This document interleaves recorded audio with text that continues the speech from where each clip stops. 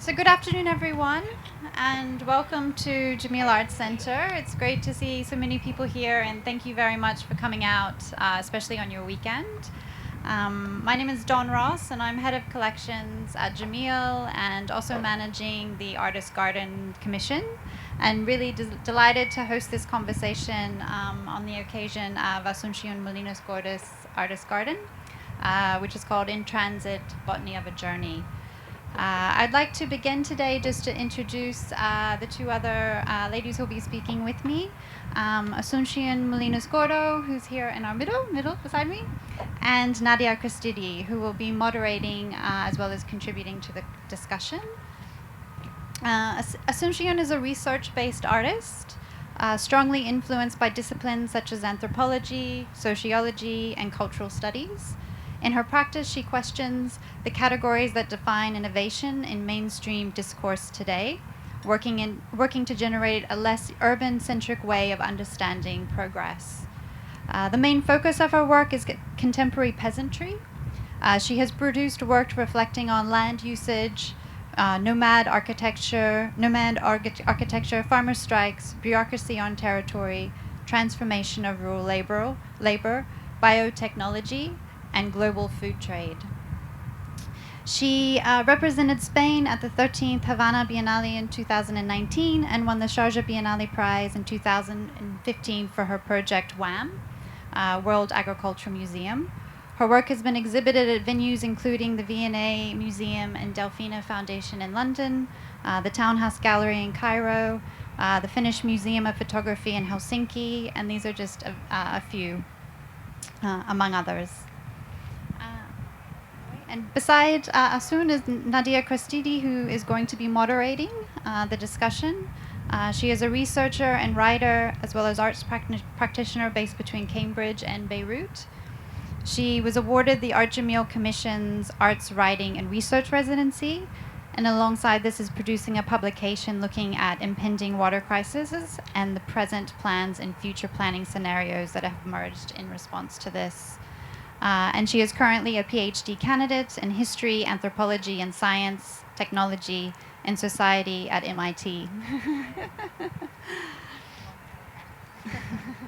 So thank you both for joining me this afternoon. And just to briefly kind of introduce the Art Jameel Artist Garden Commissions, this is an annual commission that we do. We had the first one last year, which is the first year that we opened.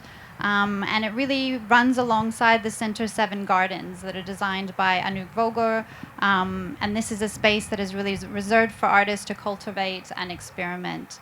It's a space where they can draw on their own practice and interest in plants, or pick inspiration from our location, which is the Dubai Creek and its history, as well as on the center's curatorial themes. It's quite an open space, which is very much about research and experimentation. So when Asun and I had a first discussion about her project, we were, of course, instantly excited to be working with her on this.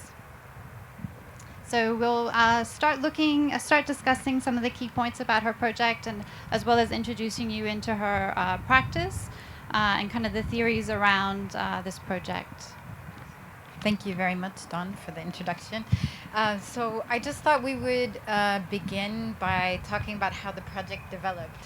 So maybe if the two of you could kind of give us an idea of where the idea of the project came from, how it was developed over time, who you collaborated with in the process, and kind of what's going to happen after this. Yeah, so thank you again for the introduction and for being here, everyone. The beginning of the project started in 2015, completely by chance. I was developing a different body of research in the neighboring city in Sharjah, and I had the opportunity to visit the waste management plant there in Biha. So I saw the plant, I see how they treated the waste, the glass and plastic and, the rest of the leftovers. And then the engineer showed me where and how they treated the fecal matter of the city. So we took a car and we went into the desert, and they showed me the traditional way, which is having a stabilization pond, which is basically just like a pond where they laid the fecal matter to sit and to dry with the air and with the sun. So I was fascinated, by how impacting this was, just being in the middle of the desert, this perfectly aligned, brown rectangle of brown matter. And I was taking pictures, and then the engineer said, well, you have to come in the right season. And he used the word season. So I didn't quite understand. And it's like, what do you mean by season? And he said, yes, when it's not so hot and the humidity levels are just right, this starts germinating. And I was like so shocked, it's like, what do you mean by germinating? It's like, yeah, I mean, there's so many seeds that survive the intestinal transit. And when we take them out and they come here, if they have the right conditions, they start germinating. So you have tomatoes, you have hiyar, you have bitingan, you have all of these plants growing from it. And I was so shocked. It's like, okay, one day I will do something. It's like, inshallah, I will, So I was so shocked by this idea. So that was kind of the origin. And then this springtime, I got the invitation through Antonia, meeting with Don and Nadine. And it's like, okay, do you want to do the artist garden in Dubai? And I was like, yes. Do you know what you want to do? Yes, I know what I want to do. So, I mean, it was like and we instantly said yes as well. So I still remember the phone call conversation with you. It's like, okay, how I'm going to talk about it in a serious way. You know what I mean? So I tried my best using the most technical and scientific words. And then I just explained what the project was, and I said, okay, yeah, let's go for it. So yeah, and they invite me over for the first phase, no? When we try the I mean, there's quite a lot of for some of you, I know you've probably already may have seen the garden or haven't seen it yet, but there's actually quite a lot of production and development of the project that's happened prior to today. I mean, we started our initial conversation in August. Asun has come over on numerous research trips, and then also coming over to help source the sludge from the sewage treatment plant, which was then moved to a local farm off-site, out in the desert, and then has been involved in that entire process. We've also had quite a lot of collaborators working with us that have really been helping guide us and give advice, such as engineers from the sewage treatment plant, who even though we kept going, oh my gosh, is this going to actually work? Are the plants going to actually grow? They were like, of course this is going to happen. So it's been quite a kind of in-depth process, but quite interesting for us too, for our team, who now all are calling themselves farmers and understanding kind of the process of the project. So it's been quite an interesting experience. So the sludge was basically transported to this site in the desert in Dubai, spread, and then kind of you saw what ended up growing there. Could you walk us through the process after this experiment in the desert? What did you see, and then how was that transported here? So basically, with the help of the engineers, we selected 2 cubic meters of fecal matter, and we took it to the facilities of a farm called Al Sahara Farm, and they gave us this greenhouse that they have for experimentation. So it's like, you can use this space, this is far enough, and this is safe enough, you can do it here. So we have 6 irrigation lines that you can actually see. No, you cannot see it here. You can see it downstairs in the pictures. And we did not separate the seeds from the sludge, obviously. This have been a tedious work. We just basically bury it on sweet soil that is sand with a percentage of iron, and then coconut fiber. And then, we were watering twice a day, and just like on the period of 2 weeks, already the heads of the seeds of the plants, they started, growing like crazy until it turned to this kind of like jungle of like food crops growing there. And then once you did that, I know that you took them, you separated them kind of into species because they can't necessarily grow together, transported them here, and we have now how many species here? Well, I think when we first started the project, we were hoping that we would have maybe 100 plants that would survive. We found that in the end there were thousands and thousands and thousands of plants, so many that we had to start separating them, replanting them. We've only salvaged for this project a very small proportion of the overall kind of quantity of plants. There's 600 that we have replanted and moved on site. Some of them are here, and some of them are in another location, another kind of farm that we're working with. So we were quite surprised, I think, at the numbers of plants that survived this process, and really also just looking at, almost like the survival of the fittest, the seeds, which seeds actually survived, which seeds didn't survive, and even the different species of tomatoes that we're still kind of discovering throughout the process. Yeah, and it was thanks to Kumar that he really helped us in this process, because it was like such a big challenge. He's our horticulturalist, and without him we couldn't have done this phase, because basically the whole process of identifying plants at this scale, they don't have flowers, they don't have fruits. I mean, they all look very much the same. So unless you're an expert on this, you will not be able to identify. So also the process of carrying and going through the jungle and identifying, okay, we have a pomegranate here. How on earth do you know this is a pomegranate tree? And then the whole thing. So yeah, I mean, it was at that time when Kumar joined the project and he helped us on this. So, and I know that mobility and globality are a big part of this project, and that the backdrop of Dubai, or the city of Dubai itself, and the fact that it's so interconnected with other places, is a big part of this project and is part of the idea or motivation behind creating this garden from sludge. Could you talk about that a little bit? Yeah. I mean, when the invitation came, and it's like thinking about Dubai and knowing how Dubai now is the getaway from the east to the west when it comes to air traffic, and it's like the busiest airport in the world at this time. I thought, okay, this even adds up this extra layer. It's not just like germinating sludge from anywhere. It's germinating sludge from the global hub in a way. So I mean, like when we were like, I remember being with Nadine in the farm, growing the sludge, and it's like, and looking at the planes, it's like, look, they're full of seeds. They're seed banks. They're coming here and they're going to leave, like their donation, and you never know where do they come from, because at the end, I mean, if like an old lady in the middle of Spain is gonna visit her granddaughter who lives in Japan and stops there and he uses the toilet in the airport, she will leave this donation of endemic seeds that is genuine from their place. And the same thing, if you're coming from Bangladesh, if you're coming from Pakistan, if you're coming. So either way you're traveling and you transit here. That's why, in a way, like the title of the project, the transit as in transiting, intestinal transit and airport transit. So it's like, okay, this is the best opportunity, at this point, to do this kind of experiment and see what will grow from it, and if it really speak up about, like the global food habits. Interesting. And so I want to get into some of the theoretical underpinnings of the project, especially since we've now touched on the question of interconnectedness, which is a big part of this work. I know that this work is kind of tries to break down some dichotomies that we tend to think through, whether that's the nature-culture divide, the urban and rural divide, the global-local divide. So maybe if you could talk about some of these dichotomies and how your work tries to undo them through emphasizing relations and interconnectedness and interdependence. Mm-hmm. Yeah, so I mean, one of the main ideas of the project was, very much at the same time as I was doing the project, I was reading Timothy Morton, this book that is called The Ecological Thought. And in it, he says that whatever ecological thinking is produced now, it has an error. That this error was this division that happens in the beginning of Western thinking, the differentiation of the split between nature and culture. So basically, all man-made activity is no longer considered a natural phenomenon, exists on a different dimension. So nature is like out there. So in our common language, we have the typical sentences like, okay, I'm going this weekend to be in contact with nature.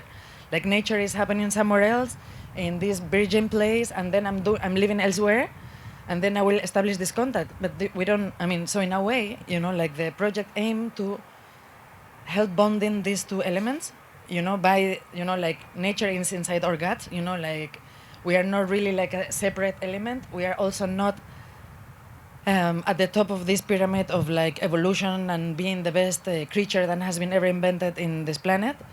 Other beings and other living organisms use us as vehicles. We're only containers to them, and they only transit through our bodies. So, whether we acknowledge it or not, we effectively are part of this, like absoluteness. I don't know what I mean. Like this idea of like there's no crack. And in fact, when you talk to philosophers from other nationalities and from other geographies, and if you talk to anyone from the Aymara people, like in Colombia, they don't have a word for nature. And they don't have even the differentiation because they're part of the same thing. So in one way, one of the aims of the project, a very ambitious one, is to try to bond, like this, kind of culture and nature. Yeah. And I was struck in your bio that Don just introduced by this idea of trying to decenter the urban. And I think that in some ways, like this is also one of the, I guess, motivations behind the project. Maybe could you talk about that as Yeah. well? I mean, more than this, decentralizing the importance of the urban is like decentralizing, this idea that progress is always associated to urban cultures, as if there's no progress and no development happening in traditional societies. More in sync with peasantry, in sync with other ways of living that are not industrialized. So that's one of the threats in a way that have happened in different projects, trying to, in a way, try to think about progress in a less urban or a technology oriented or like industrial oriented. Like, there's many other, technology is also a pencil. It doesn't need to be like super complex. No. I don't know if I answered the question. Well, I just think it's quite interesting to think about. Like, initially when I first saw the project, I thought about it as a portrait of Dubai somehow, right? With a very unexpected portrait of Dubai somehow. We had a conversation and we ended up talking about how it was in fact like beyond Dubai, because it's a portrait of our like food systems and food trade. It's a portrait of like global movements. So it's not really just about Dubai, because you can't separate Dubai from its relationships with the rest of the globe, or like the food consumed here from the different places that it's coming from. And I guess that was so that's in terms of the local and global, and we've talked about nature and culture, and I feel like some of this is also about like knowledge production and working with farmers, for example, right, in order to produce this garden, thinking about the relationship of the urban, so somewhere like Dubai, with the farms in which these products are produced. So kind of reminding us of that interrelationship as well within our food systems. Yeah. One of the things, again, that go back to Timothy Morton's work, one of the things he says is, okay, one of the things that modern life has done to us is not just damage the environment, but damage our process of thinking, the way we produce knowledge, the way we put together ideas. So when we go back to interconnectiveness, and when I was talking about the project to different people, depending on their background, they were reacting differently.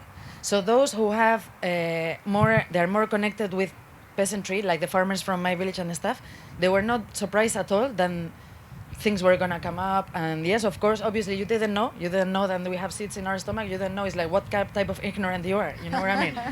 And then again, they were, so it was like this kind of double surprise. So when thinking about like how modern life has an effect on the way we think, it's like we stop establishing links between things. There's this interconnection. It doesn't always happen. So when in the art world we have these cliches, like think about the box, think about the box. It's like, bloody hell, the box. There shouldn't be a box in the first place. The box is only there because things have been already separated and put into niches. It has been fenced. So when we think about the fencing, the way that the world has been fenced, we're fencing through walls, we're fencing through countries and borders and blah, blah, blah. We're also fencing our mind. The level of connections that we can do with things are getting reduced in number. Reduce and reduce. So there's this, sense of impoverishment that is coming with, modern life, in which, we were talking sometimes, we reach the point where we don't know how to put the petrol in our own car just because we're used to somebody else doing it for us. I don't know. So, I don't know if I'm making things here complicated, but the main point was just like to, when we think into interrelation, interconnected way, what is the number of connections that we can do between things in our daily life?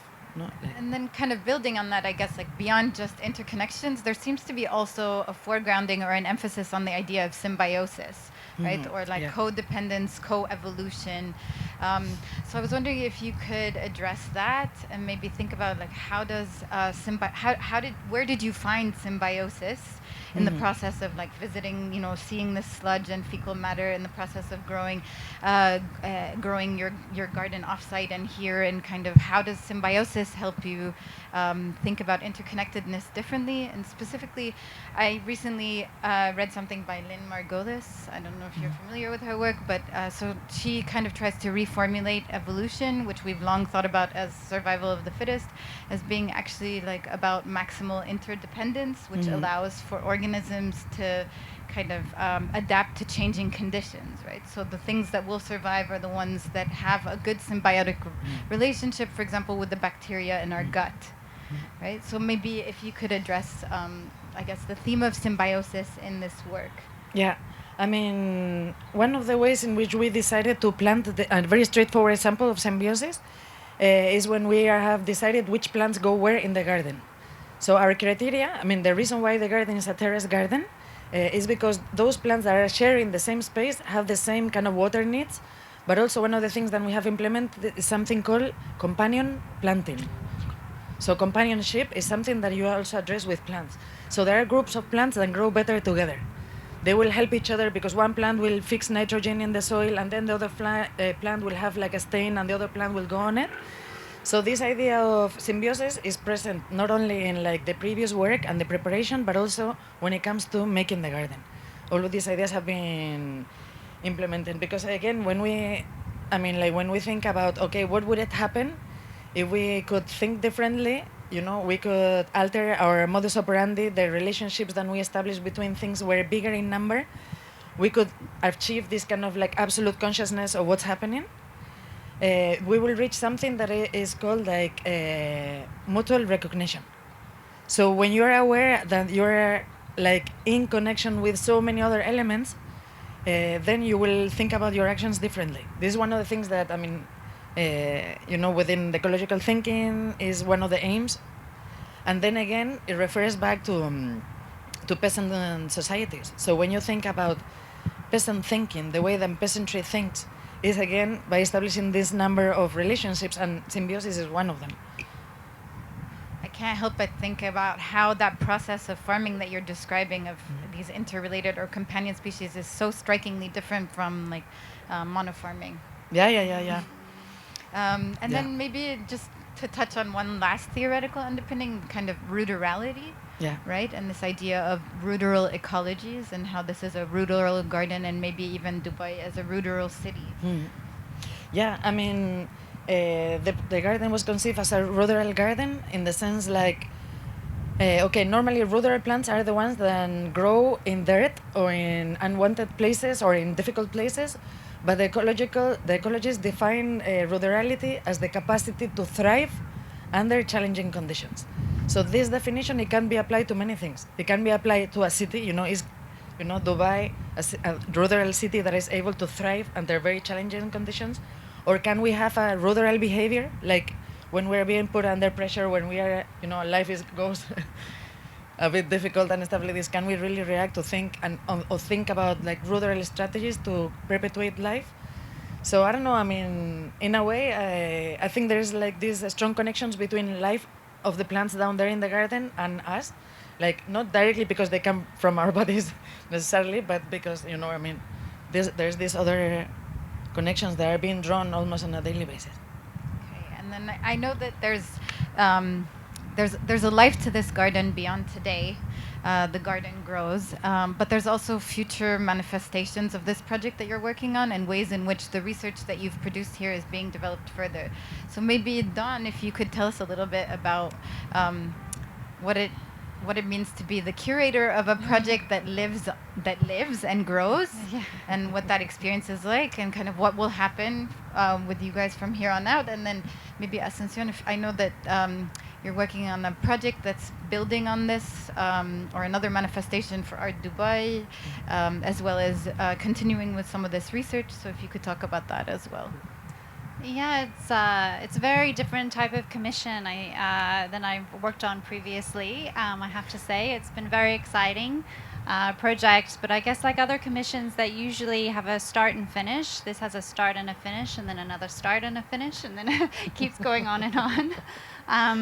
But that's part of the excitement, I guess, about the project. And also just allowing the project to really grow and develop in different ways. We, as I said earlier, that we started this project in August. And part of this is documentation, and really so you get to experience and see every aspect of the project. But even now, once you go down to see the garden, you'll see that the plants are producing fruits. We have zucchinis, we have little melons, we have tomatoes. So part of our, I guess, moving forward with the project is a lot of care that our team will have to put with the plants and watering and everything to make sure that they survive. Because a big part of this project is also at the end collecting the seeds, which Asun will then in the future hopefully use for another project, which she isn't sure exactly how she'll be using that, but we want the project to kind of grow and develop from here. And Asun is also, there's kind of a second part to this project that Asun is working on. She's working with American University in Sharjah with their biology team, researching further into the microbiota that is still living within the sludge. And this project she's developing for Art to Buy, which will be the second iteration. So if you want to speak a bit about the project for the fair, that would be great. Yeah, so there's one second phase that has to do, so basically there are two gardens coming out of the project. One is the seed garden, but there's other life forms that travel in our intestines, which is the microbiota. So again, the microbiota of each one of us is like unique, only exists within our intestines and it doesn't live elsewhere. So we are their house. And the thing again, when, like all of us travel from all of these different places and arrive to the city of Dubai and uses the toilet and go to the treatment plant, how is this microbiota going to perpetuate their life? Some of it will die instantaneously as soon as they leave our body. They will not survive. But many other lives form will be still there in the fecal matter. And then when they arrive to the plant, they have to negotiate their survival. Again, how on earth they are going to negotiate? It's like, okay, right here first, no, it's my place. I don't know. So basically what we are doing in order to find out what is the social life of bacteria in the sludge, we are working in the laboratory of the American University in Sharjah and growing the bacteria there. Basically taking examples. We have the help of Ruqeya Siddiqui. She's an expert in microbiota. And we are identifying which one is the bacteria that is growing there. So basically, in the first day when I was talking to Ruqeya in the lab, she's like, okay, what type of life are you looking into? It's like, all of it. It's like, well, are you sure? It's like so much things are in there. It's like bacteria, amoeba, protozoo, You have bacteria that grows when there's like only 1,000 degrees, other ones -7.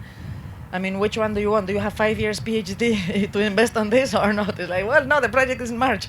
Okay, so let's shorten the scope of your research. So at the end, we are just looking at bacteria, and the bacteria then grows at the human body temperature, 37 degrees Celsius. And this is what we are looking at now. So basically, the aftermaths of this research on the social life of bacteria will be on display in Dubai Art Fair in March this year. And I'm struck by this idea of like farming as creative practice somehow, which is going on right here, and thinking about farming as an art form, or the relationship between art and farming, and both of them being like a form of knowledge production as well. And I know that farming and food systems and farming communities are a big part of your practice in general. So maybe if you could talk about how this project and some of its concerns and methods resonate with other works that you've done or your larger practice and its concerns. Yeah, there's a natural connection between art and farming, but not from the art world that approaches the farming, but from the farming on its own. So the nature of farming is an artistic one indeed. Many of the things that farmers do are the same as artists. So you are constantly observing your surroundings. You have long periods of observation, taking notes, getting your theories, and then trial and error. So farmers and artists don't work so differently. Even farmers and scientists don't work so differently. The thing is, they take higher risks because, if an art project doesn't work, there will be another chance for another one. But if a harvest doesn't work, halas, you're done. Then you have to ask for a loan to the bank, and then you have to pay I don't know what, and then you'll be really, So they are taking higher risks. So they need to be a lot more creative than we do just because of the level of struggle. And again, like most of the, when you look at rural cultures, I mean, there's so many things that come directly from farming. So most of the ways in which people dance, or the way they make music, or the way they write poetry, or the way they even greet people in the street, have to do with something that is come directly from the soil and from, you know, having this care relationship with you know, like food crops and stuff. So I mean, in a way, if I were like gonna say something that I don't know if it's totally true, but I think the origin of art is farming, rather than the other way around. Interesting. Nice. Okay, and I guess like one last question for me before I open up to the audience, I think, would be, so for me, I'm really interested in the question of the relationship between art and science in particular. And thinking about art as thinking about the relationship between the two, the differences between them, how art can contribute to science, how science can be part of art, and thinking about the types of large-scale collaborations that are involved in this, or art as knowledge production, right? So I was wondering if you could maybe talk about how you see your work on that front. I know like art-science collaborations are becoming a big thing these days, especially with so much. Especially with like our present, you know, climatological crisis, and there's an interest in ecology in particular, and I think that that's led to a lot of what's known as like art science work. So how do you kind of situate your work within that, and then how do you think about the relationship between art and science? Yeah, I think in a way it's about time to start breaking the disciplines, not only art science, but you know, like management and science, or like financial and art, and I don't know what, you know what I mean? Like, again, the whole thing about boxes and stuff. So I think the fact that we have fixed disciplines, I don't think is longer working for knowledge production as much as it could work by blending. So again, one of the formulas is art and science, or the other way around.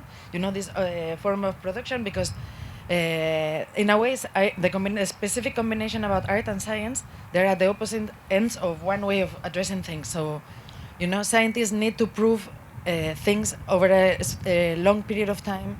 You know, they have very lengthy research projects, and they have to really, based on facts and one after another, and there's little interpretation left. While art is, in a way, more about intuition, interpretation, and stuff like this. But there are places where they actually meet, because there's points where scientists don't get all of the info. So they only have the option to interpret, and the option to feel your intuition. And again, when you feel like there's something, you know, like when Carl Webb, he invented the new tree of life, he first felt it. It's like, okay, I think if we start looking at our DNA and putting together the DNA chains between a fly and a human and an elephant and stuff, we can find the real families. He didn't know. He had the intuition. And then after, like, I don't know, 25 years in the lab looking at chains of DNA, I don't know how he did this. And then he managed to actually prove it. So, I don't know. Yeah, there's like some, again, symbiosis between, art and science. So I wanted to give a good chance for people to ask questions, because I'm sure there's a lot of questions in the audience. And I know there's going to be a mic going around, so...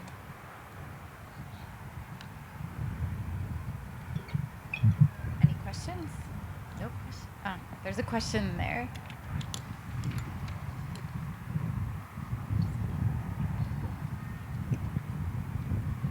Hello. What are the biggest challenges you faced in actually getting the crop to grow? From now onwards, you mean? Or until this point? Until this point. well, yes, you know very well, because you were helping us a lot. Yes. So the first challenges, I think, basically just like getting the right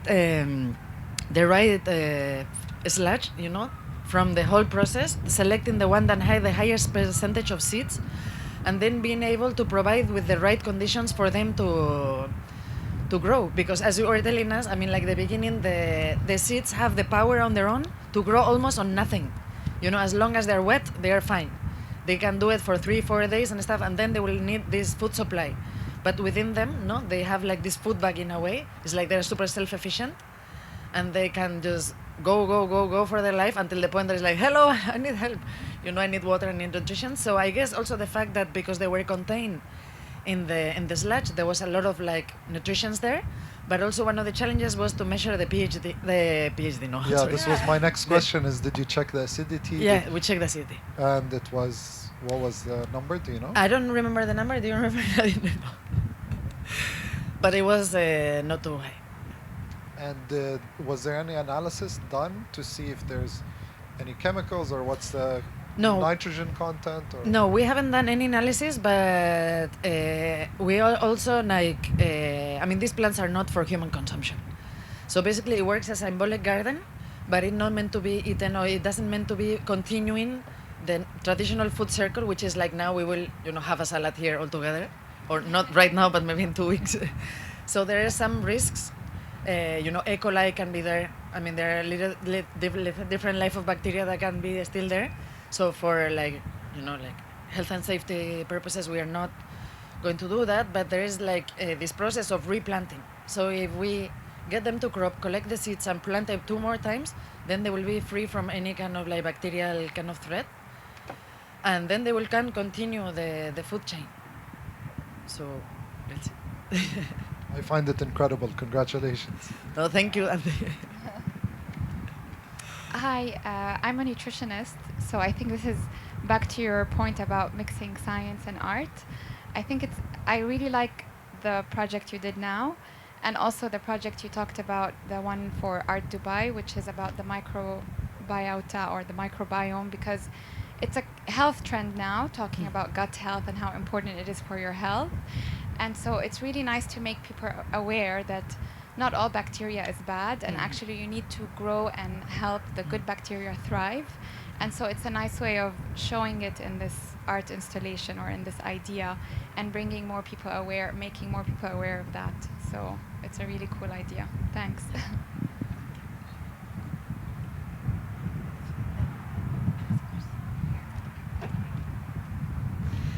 Hi, congratulations on the gardens, incredible.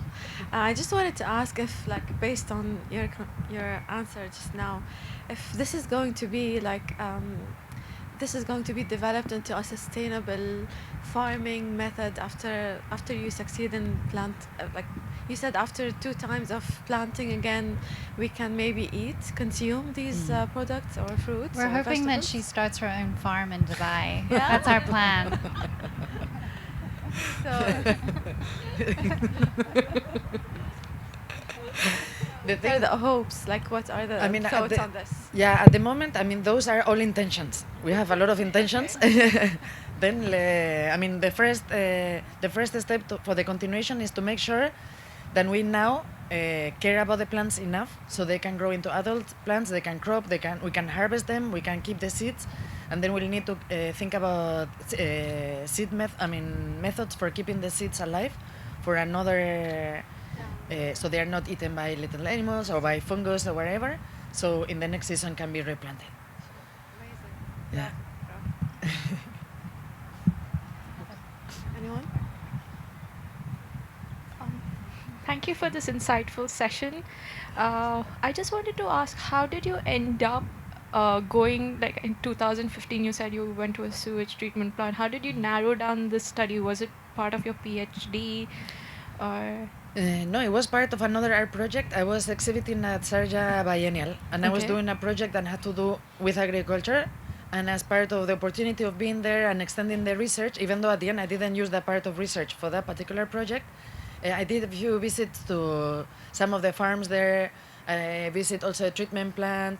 I looked into hydroponics, and I looked into the markets. I looked at other things.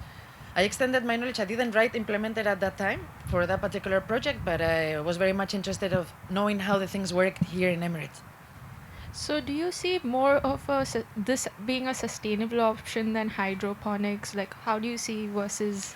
One thing is farming methods, and another thing is this garden. So when we come with farming methods, the climate is one of the main determining factors.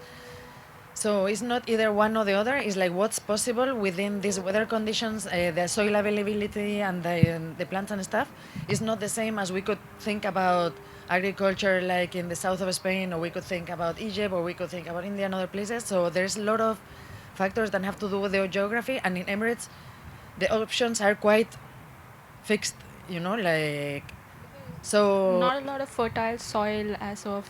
the thing over is there here. isn't soil Yeah. unless we think about the sludge as a soil, as topsoil, because this is one of the thing, you know. I mean, if you think in the mindset of a shepherd, no, the way that shepherds think, they know that where they take the livestock, wherever they reach and they live there for some place, that soil is going to be much richer than any other soil. So if they later decide to grow something, they know then they will go to the place where they have the livestock.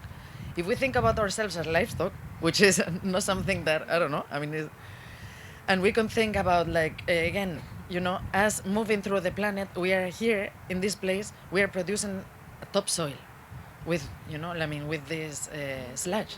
So I don't know what is the future of this and what is the weather is going to change, you know, if we continue with the seed clouding, planting, no, or seedling, or I don't know, plant seeding, and then we have the sludge. In a few years from now, maybe this is a jungle.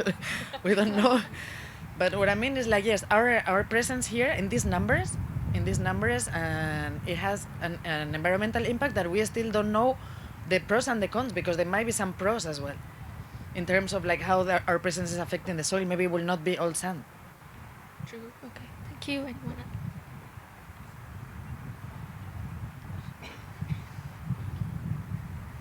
Thank you for your talk. I have a question. I have two questions. First question is, since I think 2013, you work at the Dara in Amman. Ah, yes. Yeah, you always touch on agriculture. So maybe I'd be interested in hearing about your personal background, where you grew up, and how agriculture fits into that. And then the second question is, if you think that you did this project in another city, what kind of other plants or what else would you be seeing in the sludge? Yeah. If there's a DNA maybe to the city. Yeah. So, yeah, I mean, the answer to the first question, well, أنا فلاحة, يعني. I mean, I come from a farming background. My parents are farmers, and my brothers and everybody back. I am the first person who got a university degree, and the only one for now. We're hoping more people come anyway. So, yeah, I mean, and growing in that very small village in Spain, we are only 60 people. We were 150 when I was born, and knowing that our people are about to be extinguished, you know what I mean? Like, we are on the verge of, we're part of a society that is not, it doesn't have everything, the guarantee of continuation, you know, the whole. So, I mean, belonging to a part of society that has always this idea that you're going to end, you know, maybe that's one of the things why there's all idea of survival is in every project. We have to. So, I mean, maybe I don't know if that answers the question. And then again, having this curiosity and moving to the Darat and Jordan and Egypt, and then getting in contact with farming cultures that are larger in number, and they are bigger and they're stronger, and they've been there for like 5,000 years and they're still doing it. It's like, okay, alhamdulillah, you know, like, we can still do it. And then, yeah, I mean, this kind of project in a different city, I don't think, I mean, it will have the same kind of weight, just because, you know, the traffic of people here in Dubai is very unique. So if we were going to do it in Madrid, I mean, everybody eating paella every day, like, I don't know, like, and, you know, like, it will not be as diverse. For sure, we will not get mustard, we will not get amaranthus, there will be a lot of things that will not grow. It will be another challenge, also because it has to do with the sewage system. The old cities, they have very old sewage system. All of the things get mixed. It's not very clean, but here is very well organized. Here is very, like, latest technology. Everything is very well structured, and, you know, like, yeah, it's easy to access the clean stuff in a way.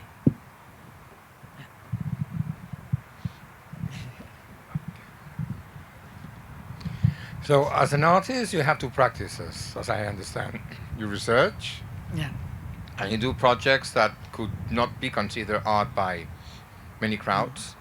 But you've been producing also something that we're not seeing now, an entire production in your career of objects, and things that link directly with the projects that you put together. So all the research and all the, let's say, intellectual part of the work that you do has a physical representation in certain type of manifestations that could be textiles, could be ceramics, could be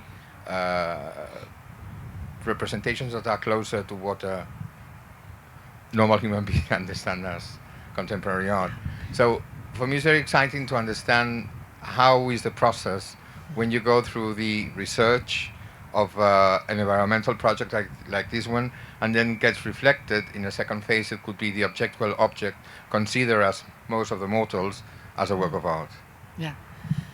I mean, in the part of the research, sometimes, for instance, I will have an interview with someone, and maybe the most interesting about that interview is not necessarily the conversation, but maybe something that is an object that is on the table.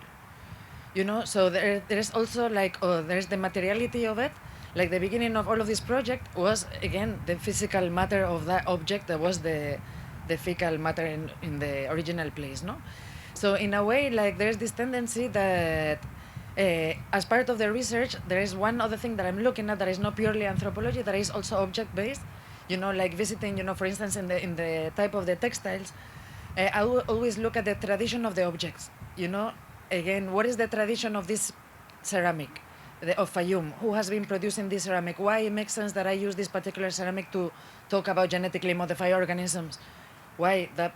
So in one way, again, coming to rural cultures, I know that objects are loaded with a history of a tradition, and it has been used by groups of humans to sometimes for purely functional purposes, but most of it for symbolic purposes. So again, when you look at pharaonic culture, or you look into any of these, really old, like in Mexico, no, and you look into every craft and every kind of object base, there is like an intellect behind. So it's not like objects are free from that. In a way, I don't know if I'm really answering the question. When I decide to do objects, I look into the DNA of the object.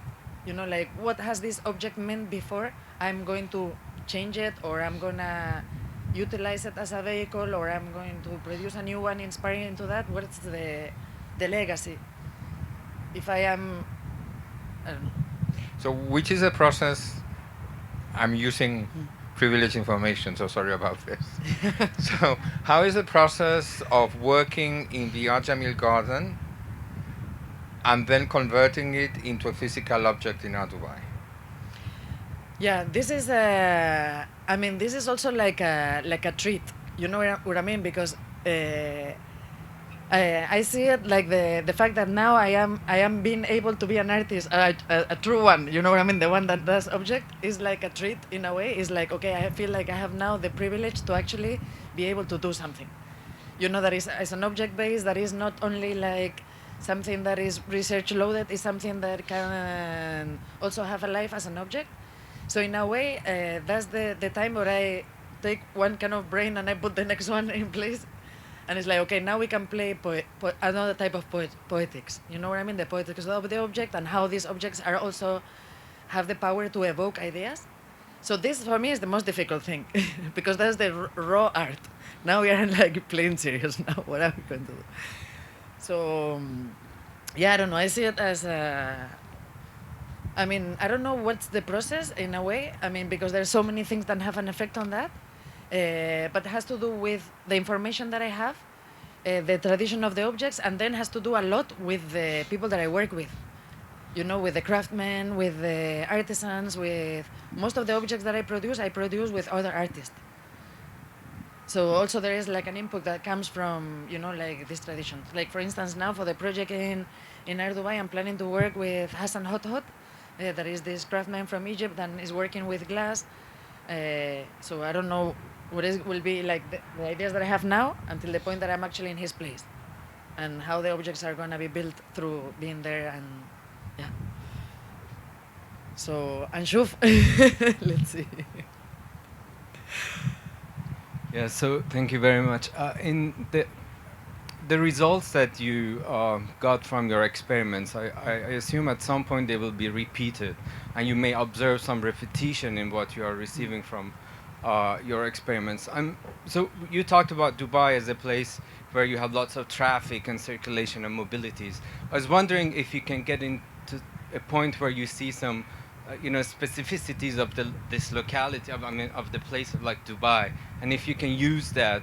We were just briefly talking about it. You're saying we are using some samples, and you may have this experience in some other places of the world, and then trying to identify things that are specific to a place like Dubai and demographies.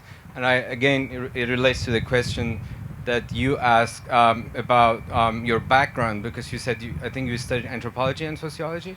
I did a little bit. I didn't A do little bit, yeah. a little And then I bit. was wondering that if there is any connection with what you've done with that background in anthropology and sociology that a little bit relates also to my question about the place.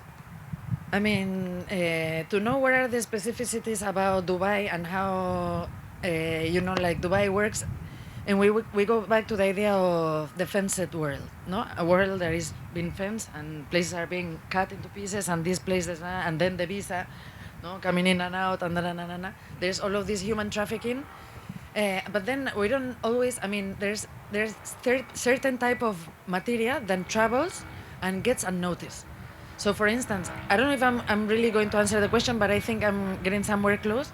When we think about how difficult sometimes is to move in and out of the city, according to your place of origin and your criteria, and then we think about the other things that move into the city so easily, and what are the names that are given? So, for instance, when we think about the fecal matter, the sludge, is this an export? Is this an import? It has a visa to come in or to come out. Is someone going to claim intellectual property rights on the seats? Hey, that's mine. I did it. I was there on the 12th of November, in the airport. I mean, when we think about ownership, what's endemic to, I mean, I don't know if it is really endemic to Dubai or not, but I mean, the thing is, I mean, Dubai really helps you thinking in so many different ways than other cities don't do. I don't know where is the physical proof of that. You know what I mean? Other than you moving in the city, you getting to know, like people in a dinner table of like 25 different nationalities when you're 5 in the table is like, it doesn't add up.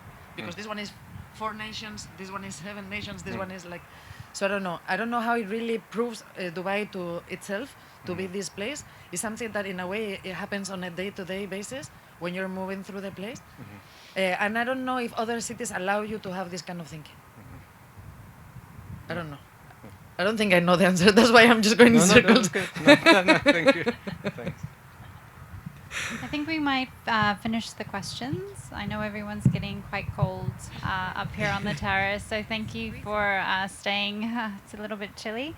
We'd like to invite everyone to join us down at the garden, just to have a look in a few seconds. But just beforehand, I just wanted to mention that we're also working on a publication about the project, which we're aiming to launch in March, which will coincide with her second project that's at Art Dubai. And also Nadia is giving another talk on February 10th at 6:30 at Jameel Arts Centre here. It's with a scientist and policymaker from the Ministry of Climate Change and Environment, and they'll be exploring some of the most likely scenarios for climate change in the UAE. So I think information about this will be up on our website tomorrow. And I just want to say thank you to Asun and Nadia as well, and please join us down in the garden afterwards. Thank you. Thank you, Dawn. Thank you.